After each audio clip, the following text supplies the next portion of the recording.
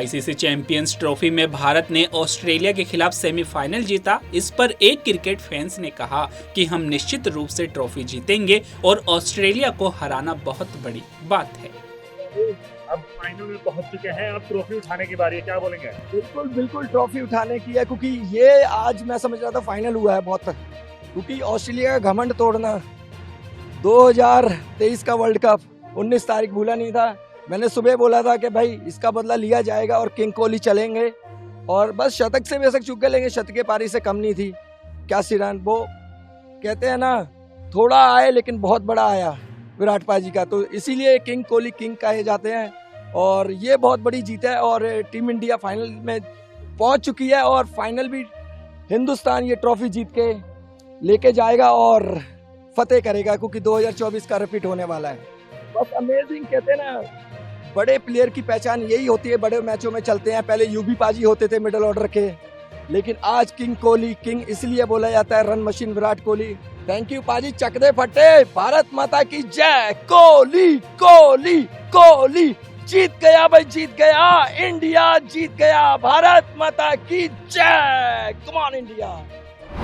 बसपा प्रमुख मायावती द्वारा अपने भतीजे आकाश आनंद को पार्टी से निकाले जाने पर केंद्रीय मंत्री रामदास अठावले ने कहा कि अगर आकाश आनंद बाबा साहेब भीमराव अंबेडकर के मिशन को आगे बढ़ाना चाहते हैं तो उन्हें रिपब्लिकन पार्टी ऑफ इंडिया में शामिल होना चाहिए। और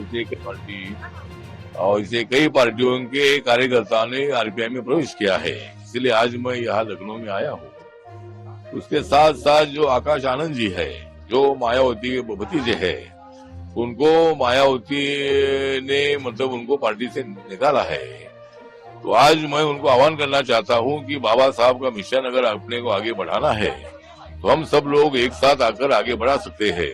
और रिपब्लिकन पार्टी ऑफ इंडिया बाबा साहब की पार्टी है, इसलिए Akash Anand ji Republican party join करे। इसी तरह का एक मेरा उनको ऑफर है, और वक्त मिलेगा तो मैं उनके साथ बात करने वाला हूं। और वो अगर पार्टी में आ जाते हैं तो उत्तर प्रदेश में रिपब्लिकन पार्टी और भी ज्यादा मजबूत हो सकती है, इसलिए उनको पार्टी में आने का मेरा न्योता है। दिल्ली पुलिस द्वारा रात्रि गश्त के तहत विशेष सुरक्षा अभियान चलाया जा रहा है। इसको लेकर अतिरिक्त पुलिस आयुक्त संजय त्यागी ने कहा कि गश्त का उद्देश्य क्षेत्र पर नियंत्रण करना और असामाजिक तत्वों पर कार्रवाई करना है। समय समय पर करती रहती है। इसका उद्देश्य एरिया डोमिनेशन और असामाजिक तत्वों के ऊपर अपनी पकड़ बढ़ाने का है, और आम जन के बीच सुरक्षा की भावना संचारित करने का है। आज भी आप देख रहे हैं दिल्ली पुलिस के तमाम अधिकारी और कर्मचारी सड़क पर हैं। असामाजिक तत्वों की संदिग्ध वाहनों की जांच की जा रही है, और आम जनता को विश्वास देने की कोशिश की जा रही है कि आप दिल्ली पुलिस के साथ पूर्णतः सुरक्षित हैं। समाजवादी पार्टी के विधायक अबुल आजमी के बयान पर कांग्रेस नेता हरीश रावत ने कहा कि एक ऐतिहासिक तथ्य है कि औरंगजेब एक निरंकुश शासक था और कुछ हद तक धार्मिक भी माना जाता था। एक ऐतिहासिक तथ्य है कि औरंगजेब जो है निरंकुश शासक थे, और कुछ सीमा तक उनको धर्मांध बताया जाता है। और ये भी ऐतिहासिक तथ्य है कि मुगल शासन के पतन की शुरुआत जो है उनकी इसी कट्टर पंथ के कारण हुई। अब कौन किसको क्या सर्टिफिकेट दे रहा है इस देश के अंदर, तो इस समय नेताओं ने सबको सर्टिफिकेट देने का अधिकार अपनी उसमें रख लिया। कॉपीराइट सबने अपनी अपनी जेब में रखा है, जो चाह रहा है जिसको जिस तरीके का सर्टिफिकेट देना चाह रहे दे रहा है। तो मैं उस पर कोई किसने किसको क्या सर्टिफिकेट दिया उस पर टिप्पणी नहीं करना चाहूंगा।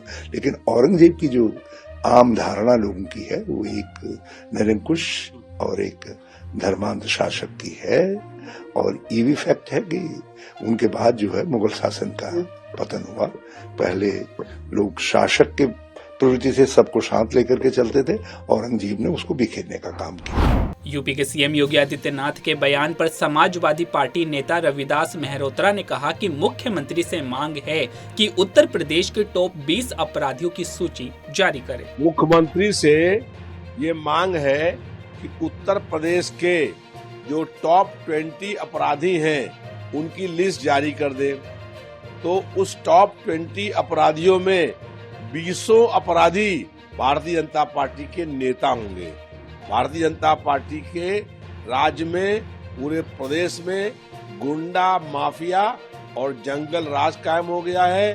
कोई बहन बेटी सुरक्षित नहीं है। अपराधों में बेतहाशा वृद्धि हुई है।